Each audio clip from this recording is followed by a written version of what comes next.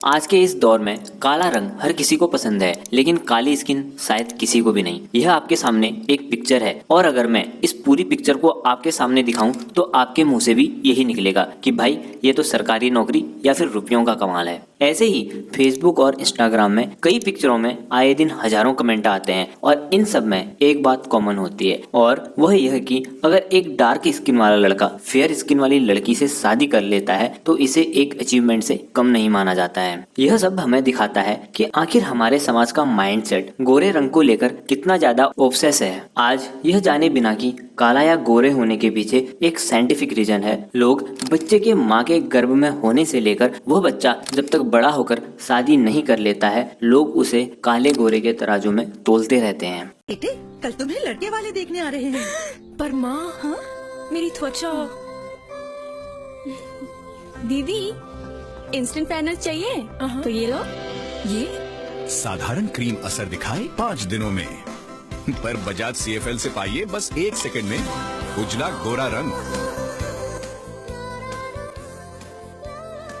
आज काले गोरे का यह खेल सिर्फ समाज तक ही सीमित नहीं है। आज लोगों ने भगवान को भी, जो कि असल में काले थे, उन्हें भी मूर्तियों में गोरा दिखाने की कोशिश करी है। अगर आज शायद मैं आपसे एक सवाल पूछूं कि किसी भी इंसान की लाइफ में सबसे बड़ा इफेक्ट कौन डालता है, तो कई लोगों का जवाब होगा कि माँ, बाप, दोस्त या वगैरह वगैरह। लेकिन सबसे बड़ा इफेक्ट अगर कोई डालता है तो वह है इंसान किस ज्योग्राफी या इन्वायरमेंट में रह रहा है, क्योंकि एक जगह की ज्योग्राफी ही डिसाइड करती है कि इंसान क्या खाएगा, कैसे रहेगा और यहाँ तक कि उसकी स्किन का कलर भी क्या होगा, वह भी इसी इन्वायरमेंट या ज्योग्राफी के द्वारा डिसाइड करा जाता है। इसलिए अगर विश्व में आज हम इंडिया की लोकेशन देखें तो इंडिया एक ट्रॉपिकल कंट्री है और यहाँ पर सनलाइट का एक्सपोजर अन्य कंट्रीज के कंपेयर में कुछ ज्यादा है। इसलिए यहाँ पर डार्क स्किन का होना एक आम बात है, न कि एक धब्बा। अब सबसे बड़ा सवाल यह उठता है कि अगर यह एक आम बात है तो हमारी ऐसी माइंडसेट के पीछे किसका हाथ है? इसके पीछे पहला कारण है फॉरेन इन्वेजन। इंडियंस हमेशा ही डार्क स्किन थे, लेकिन बीते कुछ सदियों में इंडिया में फॉरेन इन्वेजन हुए हैं, फिर वो चाहे मुगल हो या फिर ब्रिटिशर। ये हमेशा ही इंडिया में एक रॉयलिटी के साथ जिए हैं और ये इंडियंस के कंपेयर में काफी ज्यादा दिखने में फेयर भी थे, जबकि वहीं इंडियंस डार्क स्किन थे और इसी कलर डिफरेंशिएशन का फायदा ये मुगल हो या फिर ब्रिटिशर सब ने उठाया। यहाँ तक कि कलर डिफरेंशिएशन के कारण तो ब्रिटिशर ने डिवाइड एंड रूल की पॉलिसी भी अपनाई। वे लोग जो दिखने में थोड़ा फेयर थे, ब्रिटिशर उन्हें हमेशा ही ऊंची पद पर रखते थे, जबकि वे लोग जो डार्क स्किन थे उन्हें वे लोअर पद पर रखते थे। इससे इंडियंस का एक माइंडसेट बन गया कि जो लोग फेयर स्किन होते हैं वे लोग हमेशा सुपीरियर होते हैं, जबकि वे लोग जो डार्क स्किन होते हैं वे लोग इन्फीरियर या लोअर पोस्ट पर रखे जाते हैं।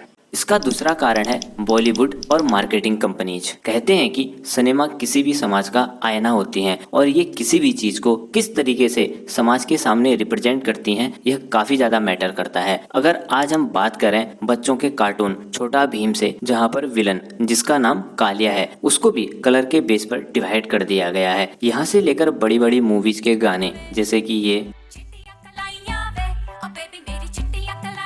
सबको भी कलर के बेस पर बांट दिया गया है। और हद तो तब हो जाती है जब प्रियंका चोपड़ा जैसी बड़ी बड़ी सेलिब्रिटीज, जिनका कि भारत में ठिकाना भी नहीं है, ये लोग USA में जाके ब्लैक लाइव्स मैटर जैसे कैंपेन को भी सपोर्ट करती हैं और वहीं दूसरी तरफ ये इंडिया में आकर फेयरनेस या ब्यूटी प्रोडक्ट को प्रमोट भी करती हैं। वहीं अगर मार्केटिंग कंपनीज की बात करें तो गोरा बनाने का यह बिजनेस आज 5000 करोड़ रुपीज को भी क्रॉस कर चुका है। वैनिटी फेयर, जो कि एक US बेस्ड मैगजीन है, इसके अकॉर्डिंग हर एक एवरेज इंडियन मैन और वुमेन हर महीने 9 ब्यूटी प्रोडक्ट को परचेज करती हैं। अब इससे यह तो लगता है कि घर में कुछ हो न हो ब्यूटी प्रोडक्ट जरूर मिलेंगे। और इन कंपनीज के मार्केटिंग में 4 चांद तब लग जाते हैं जब बॉलीवुड एक्टर या एक्ट्रेस इनको प्रमोट करती हैं। इससे इन कंपनीज की पकड़ शहर तक सीमित न होकर गांव-गांव के घर घर तक पहुंच जाती है। अब इस सब के बाद यह सवाल उठता है कि आखिर इन क्रीम या ब्यूटी प्रोडक्ट को यूज करने में क्या घाटा है। वीडियो में हमने पहले ही बात करी थी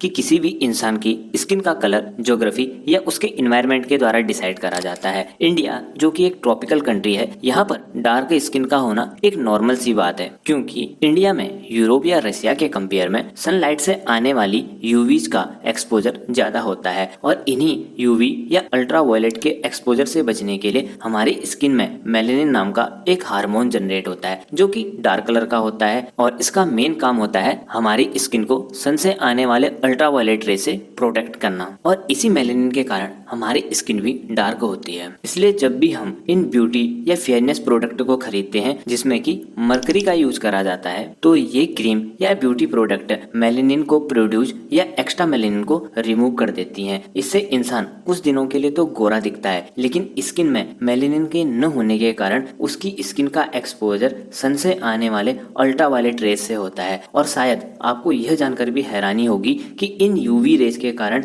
इंसान को स्किन कैंसर जैसी हानिकारक बीमारियां भी हो सकती हैं। और साथ ही में WHO के अनुसार इन फेयरनेस क्रीम में होने वाले केमिकल जैसे कि लिक्वेरिस, आर्बुटिन और हाइड्रोक्विनोन के कारण भी इंसान को स्किन कैंसर जैसी बीमारियां होती हैं। इसलिए हाइड्रोक्विनोन को अमेरिका, ऑस्ट्रेलिया, यूरोप और जापान समेत कई देशों में बैन कर रखा है। अब फाइनली बात आती है कि आखिर इस ऑब्सेशन का क्या सॉल्यूशन है। किसी के स्किन कलर के कारण किसी को नीचा दिखाना या रिजेक्ट करना बस ठीक वैसा ही है जैसे किसी किताब को उसकी कवर पेज के कारण जज करना। सबसे पहले तो लोगों को यह बताना जरूरी है जो इन क्रीम की एड्स में दिखाया जाता है वह असल में बस एक मार्केटिंग स्ट्रेटजी है। यहाँ तक कि इन क्रीम की एड्स में भी छोटे अक्षरों में यह दिखाया जाता है कि यह बस एक रचनात्मक कल्पना है, न कि कोई रियल स्टोरी। इसी डायरेक्शन में फेक एड्स को काउंटर करने के लिए एडवर्टाइजमेंट काउंसिल ऑफ इंडिया ने 2014 में ऐसी सारी एड्स को बैन कर दिया था जो कि डार्क स्किन के लोगों को नीचा दिखाती थी। साथ ही